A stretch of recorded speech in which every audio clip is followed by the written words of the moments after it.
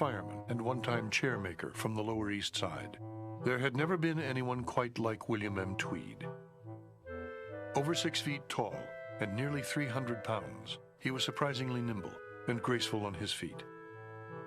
Caricatured by his Republican opponents as a vulgar, hard-drinking Irishman, he was in fact a fourth-generation Scots Protestant, unfailingly courteous and nearly teetotal. He was also a superb politician who took care of his mainly immigrant constituency, providing jobs for the unemployed, coal in winter, and orphanages, hospitals, and shelters for the poor. He was one of the first people who saw the power of mass politics in the cities. And for all his thievery, there was the recognition of mobilizing this mass of people to some political end. I think he's not remembered for that. He's remembered for the $50 million that he stole, which if you wanted to get the equivalent today, multiply times 10. Accelerating New York's already explosive growth still further, Tweed and his associates brazenly siphoned off staggering sums from the hundreds of city projects under their control, and helped robber barons like Jay Gould and Jim Fisk make off with still more. There were lucrative contracts for grateful builders who happily paid Tammany's leaders enormous cash kickbacks to get them. There were thousands of jobs for Tammany's loyal constituents who gratefully voted Tammany's leaders back in power.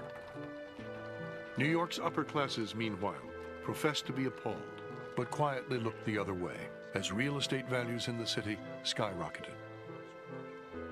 It all worked like a machine, a political machine, and no one knew how that machine worked better than William Tweed, who by 1870 had concentrated more power in himself than anyone in the city's history. It was Tweed who helped maneuver the money through the city council, or the Board of Aldermen as it then was, for the Brooklyn Bridge, for Central Park, for a lot of the road repair and the creation of streets and avenues in uptown Manhattan. Now, he made a lot of money with that. And it was absolutely corrupt. Tweed's first position was Commissioner of Public Works. He was no fool. And if you know where the sewer lines are going to go, and if you know where the new street extensions are going to be opened up, and you get there first, and you buy up that territory, all you got to do is sit back, wait, and boom, the price explodes. So Tweed, in fact, became one of the largest real estate owners in the city. I think there was something in him, some overpowering appetite that he could never slake. He couldn't have one mistress, he had to have two. He couldn't have one roast beef, he had to have four, you know, and he couldn't have two judges, he had to have them all, you know, and finally it caught up with him and destroyed him.